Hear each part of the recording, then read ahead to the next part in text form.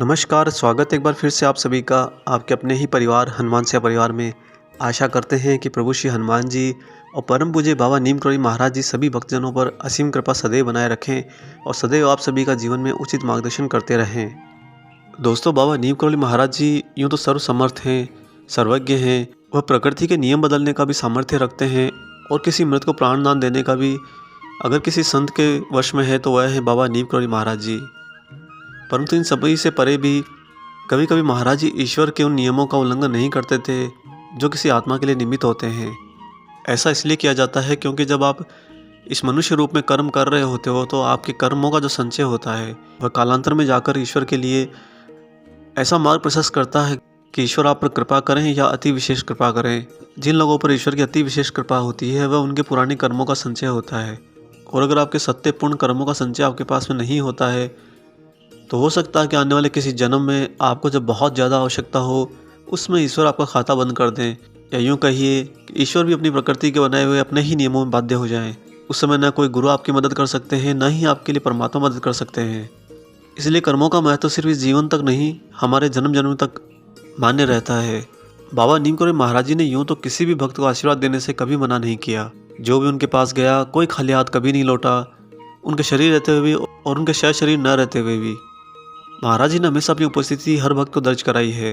हाँ, उसकी मात्रा अलग अलग भक्तों पर अलग अलग श्रेणी से निर्भर करती है, क्योंकि जितना बड़ा आपका बर्तन होगा उतनी ज़्यादा कृपा उसमें समा पाएगी। बर्तन अर्थात हम उस कृपा के लिए कितने योग्य होते हैं। आज आपको एक ऐसी घटना सुनाएंगे जहाँ पर महाराज जी ने ईश्वर के नियमों में हस्तक्षेप करना उचित नहीं समझा। यह घटना प्रथम बार हुई थी जब महाराज जी ने आशीर्वाद नहीं दिया।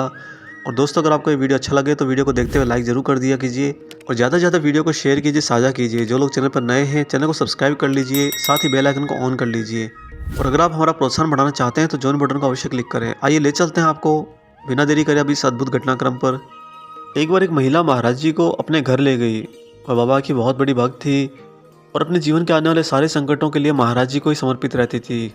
बाबा महाराज ने हमेशा उस भक्त का बहुत साथ दिया, अतः वह उसी विश्वास के धरातल पर बाबा महाराज को अपने घर लेकर आई थी। जब वह महाराज जी को लेकर उनके घर पहुंची उस समय उसके पति बेहोश पड़े हुए थे।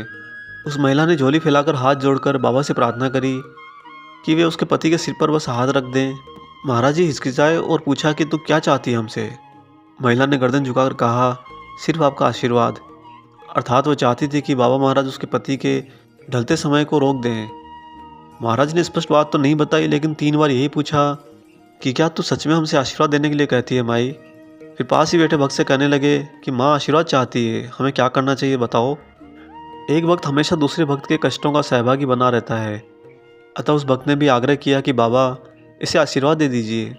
तब महाराज जी धीरे से कुर्सी से उठे और बोले, ठीक है, हम आशीर्वाद देते हैं।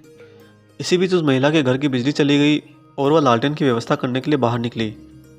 महाराज जी ने उसके जाने के बाद उस भक्त से बड़े गंभीर होकर कहा कि जब ईश्वर ने ही इस घर में अंधेरा कर रखा है, जब ईश्वर ने ही इसका खाता बंद कर दिया है, तो हम इस घर में रोशनी कैसे कर सकते हैं। यह कर महाराज जी बड़ी गंभीर मुद्रा में उस घर से बाहर निकले और पैदल ही चले गए। तभी पीछे से लालटेन लेकर वह महिला आ गई और दौड़कर उसने बाबा को पकड़ लिया। महाराज जी के चरणों में गिरकर दया की भीख मांगने लगी। तब महाराज जी ने उसे ढांढस बंधाया कि हम फिर आएंगे, और ये कहकर महाराज जी चले ही गए, उसके घर लौटकर नहीं आए। और दोस्तों, उसी रात पीछे से उस महिला के पति की मृत्यु हो गई। इससे पहले महाराज जी ने किसी को भी आशीर्वाद देने में इतनी आनाकानी नहीं करी थी जितना दृढ़ महाराज जी उस दिन ईश्वर के कार्य में बाधा नहीं देने पर थे। बाबा ये भली बात ही जानते थे कि उस मनुष्य के जीवन का खाता अब ईश्वर ने भी बंद कर दिया है, क्योंकि महाराज जी से उसके जन्म जन्म के कर्म छिपे नहीं थे। और बाबा महाराज जी का आशीर्वाद नहीं देना यह महाराज जी को भी प्रिय नहीं, परंतु प्रकृति के कार्य में हस्तक्षेप कैसे कर सकते हैं। महाराज जी हमेशा कहते थे कि हम तो उस विष्णु से बंधे हैं, अर्थात हम उस परमात्मा से बंधे हैं और हम उसी के अंतर्गत कार्य करते हैं। यह प्रकृति हमारी माँ है, हम कुछ करते नहीं, फिर भी हमारी इच्छा मात्र से सब कुछ कर देती है। महाराज जी की इन्हीं विशेष कृपाओं के लिए कृपा पात्र बनने हेतु हमें हमारे जीवन के कर्मों को बहुत ही संचित रूप से करना चाहिए और अच्छे कर्मों का संचय करना चाहिए। आज आपके किए गए अच्छे कर्म न सिर्फ आपके जीवन में काम आते हैं, बल्कि आने वाले कालांतर में आपके प्राणों के लिए एक संजीवनी बूटी का भी काम करते हैं। क्या पता किस जन्म में कहाँ पर आपको ईश्वर की उस विशेष कृपा की आवश्यकता पड़ जाए और आपका खाता ही उन कर्मों से खाली हो, तो ईश्वर भी क्या करे। ना तो उस समय ईश्वर की मर्जी चलती है और ना ही ईश्वर को दोष दिया जा सकता है। अतः भक्ति मार्ग में चलते हुए ना सिर्फ कर्म करें बल्कि अच्छे कर्मों का संचय भी करें। आशा करते हैं आज का ये वीडियो आपको पसंद आया होगा। वीडियो अगर अच्छा लगा तो ज़्यादा इसे लाइक ज़रूर कर दीजिएगा। मिलेंगे दोस्तों बहुत जल्दी ही एक और ऐसी शुभ अंक के साथ। तब तक अपना और अपने माता पिता का बहुत अच्छे से ख्याल रखिएगा और परम प्रभु श्री राम जी का निरंतर गुणगान करते हुए प्रभु श्री हनुमान जी और बाबा नीम करोली महाराज जी की निस्वार्थ होकर सेवा करते रहिए। जय सिया राम।